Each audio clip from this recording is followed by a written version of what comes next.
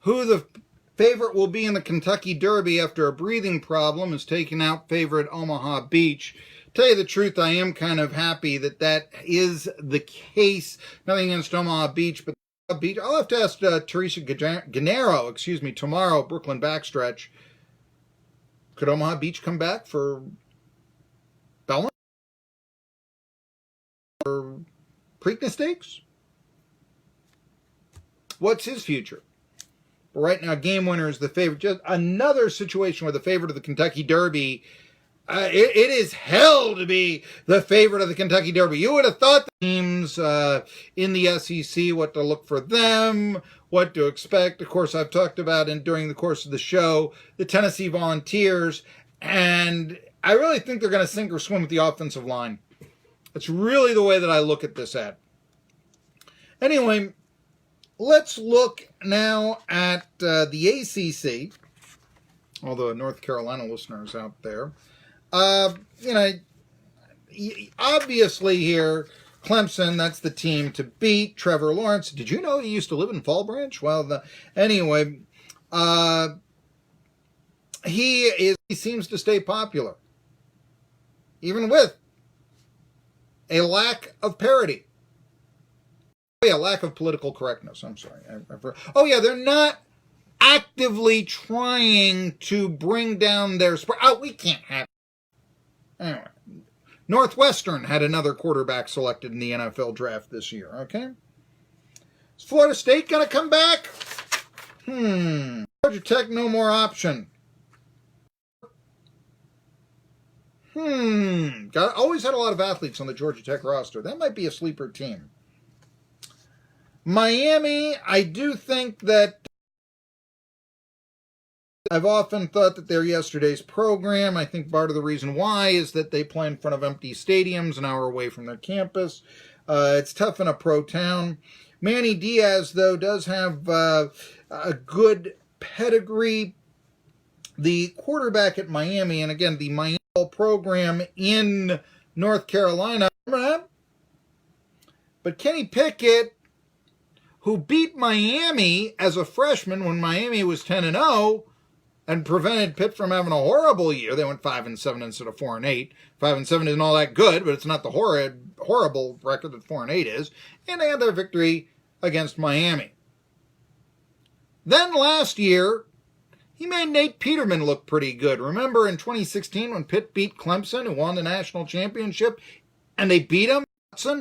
They won the game 43-42 on a last-second field goal? Yeah, they met again last year in the ACC title game. Pickett threw for 8 yards. Pitt lost 42-10. So right now, Pickett is 33 points behind Nate Peterman, the quarterback everybody seems to love to hate.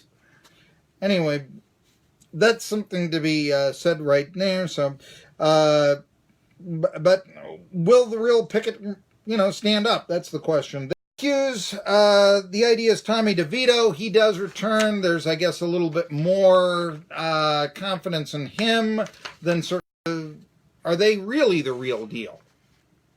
Virginia Tech, let's take a look at the local ACC teams, not necessarily just the North Carolina teams and all that. But, it has been a real tough road for Virginia Tech recently. This could be make or break for Justin Fuente. Just saying. Really be make or break for Justin Fuente. Looked like his career was going to Virginia Tech was going to take off. In fact, there is some question the battle of the Old Dominion. Because, after all, Virginia, they won Carolina, and they got 15 returning starters back. Still don't like Mendenhall as a strategist, though. Not at all. Wake Forest. Dave Clawson, he just got his contract extended to 2026. Let me get it right. He's got to replace Greg Dortch, who is a great wide receiver who caught 89 balls last year. One option is Jaquari Robertson. He played in 9 games as a freshman last year. The thing is, the Wake Forest recruiting class was pretty decent. I've always thought that Wake Forest ought to win more. I like, you want to learn a fight song? Tony is a guy from Pittsburgh saying this, but I think it has merit. If I wanted to learn a fight song, I'd go to Notre Dame. I wanted to kill people, so I went to Pitt. That's what Tony Saragossa once said that, So, if you're worried about stuff like that, I've often said, Tennessee fans, they're enamored with their attendance. They still think, the environment will bring the people in and all that. Well, maybe it will, but if attendance was that big of a deal, then Michigan would beat Ohio State every year now, wouldn't they? It's just the opposite. Think about that. Building a big old stadium doesn't necessarily ensure you're going to get the best players. I don't know, Wake Forest, maybe there's something about the smaller stadium.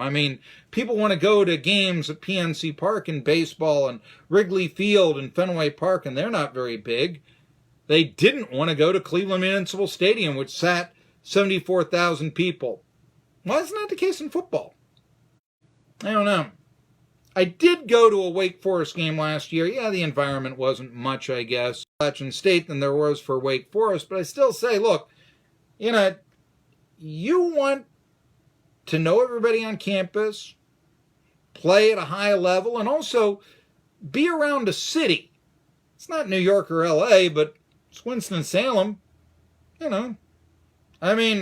Winston-Salem, Knoxville, but pretty much medium-sized cities with, enough stuff to do. Bigger than Johnson City. A night on the town does mean more than church on Wednesday in those places.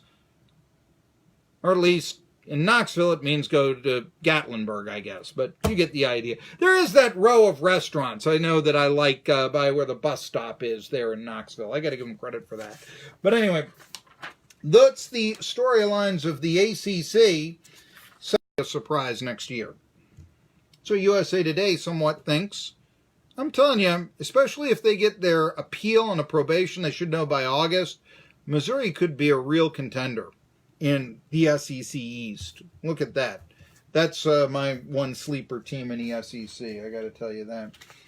I'm Marky Bilson.